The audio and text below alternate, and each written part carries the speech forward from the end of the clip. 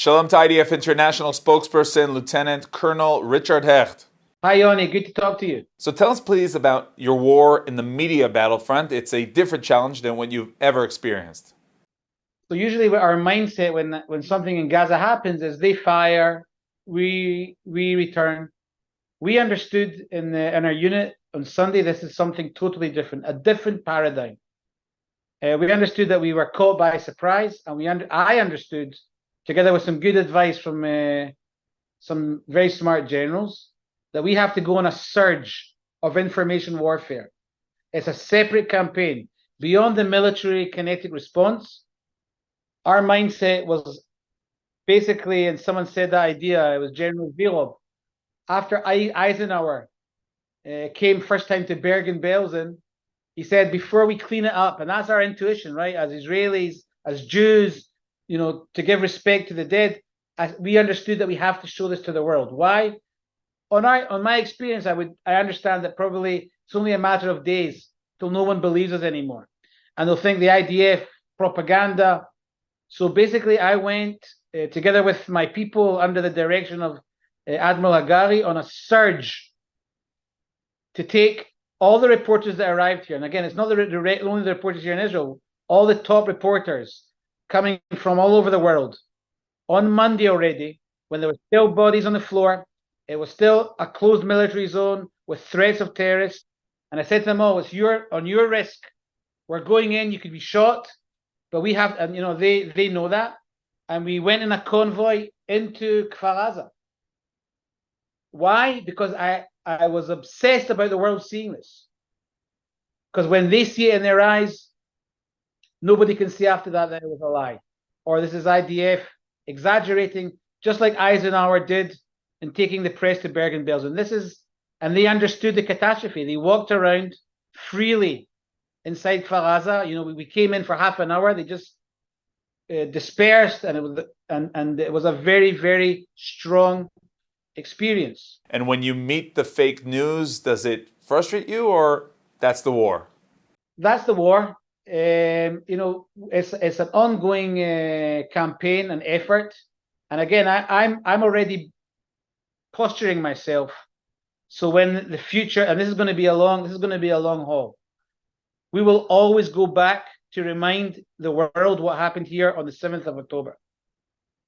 We'll remind the world about the carnage babies, the kidnapped grandmothers. We'll go back into these details to remind the world who started this and what's the face of our enemy. We had a paradigm that was broken. We were caught by surprise. The mistakes we'll talk about down the road. But now we're focused on fighting this heinous ISIS-style enemy. And when people around the world ask you, what really is the goal of this war? I can tell you that I think what I'm saying at least is that we have the obligation that this thing doesn't happen again. This is something unprecedented and different. This is just not another round. And the IDF is going to act, and it's going to take as long as it takes. And I spoke to some people that after just to put it in an analogy, you were usually used to doing short things. This could be something very long. And we're going to do an act in a disruptive way, and it'll take as long as it takes. That's what I'm saying to everyone. So they see our determination. And by the way, what are your conclusions and lessons from the way Israel and the IDF dealt with the hospital explosion story? So I think the main lesson learned that we have here inside our organization, and you and I, we've been, talking about these things over the last year, is to have the know-how and understanding of a potential crisis, right? So there's things going on all the time. The hamster is running in the wheel. The drums are beating. But the issue here with something like the hospital is to say, this is something big.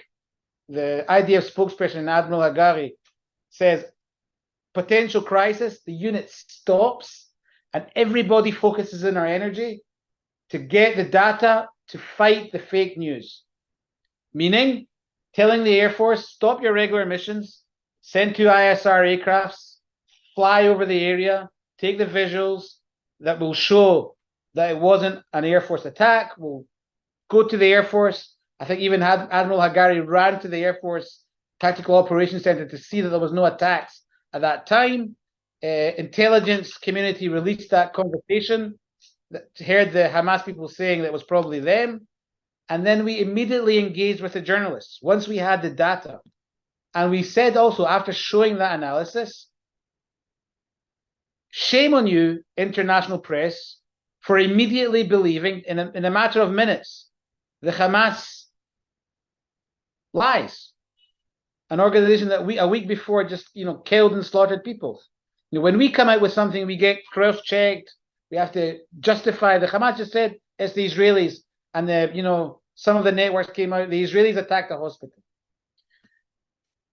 Some of the media outlets were decent enough today to say we acknowledge and agree with the Israeli investigation. But this is going to be an ongoing thing. This is just the beginning. There's going to be more of this all the time. And that's our fight. That's what my unit does. And the people that you work with around the world, they understand that something totally different and tragic has happened? I think they do. The people understand this is something different. I'm very encouraged also by the political echelon in the Western world. The British, the Brits, the French, the Americans. Listen, Yoni, the Americans' friendship here, is unbelievable, unprecedented. They've sent 2 carrier groups. It's not only a carrier. Everyone says it's just the Ford and the Eisenhower. Around each one of these carriers, there's also ships and missile ships and cruisers. They're also deploying other capabilities here. They're helping us with munitions. So that's a big statement to the region. So in the end, these are big things. And again, of course, on the other side, I look at my Twitter following. And again, people have a very short memory. People are attacking Israel, they're attacking me, and they're also attacking the gap in my teeth. So, it's vast. IDF International Spokesperson, Lieutenant Colonel Richard Hecht, thank you very much. Yoni, nice talking to you.